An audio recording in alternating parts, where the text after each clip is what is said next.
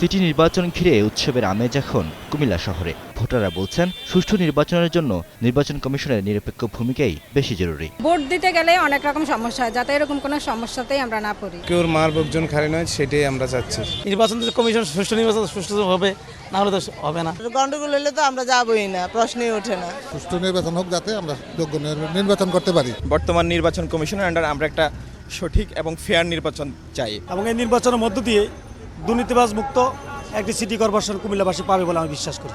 ভোটারদের সুরেই কথা বললেন আওয়ামী লীগ ও বিএনপির মেয়র প্রার্থীরাও। তারা বলছেন, সুন্দর পরিবেশ নিশ্চিত করে জনগণকে রায় দেওয়ার সুযোগ দিতে হবে কমিশনকে। সম্পূর্ণ একটা নতুন নির্বাচন কমিশন আমরা দেখি না, আস্থা রাখি। নির্বাচন কতদূর ফেয়ার এটাও আমরা দেখবো। ফেয়ার ইস্যু নিতে আমি ফেল করছি, বিষয় আমার থেকে খুশি বেশি হইতো না। এই নির্বাচন কমিশনের কাছে আমার প্রত্যাশা থাকবে একটা সুষ্ঠু পরিবেশ, ভোটাররা যাতে নির্বিঘ্নে যে ভোট কেন্দ্রে যেয়ে তাদের ভোটটা দিতে পারে।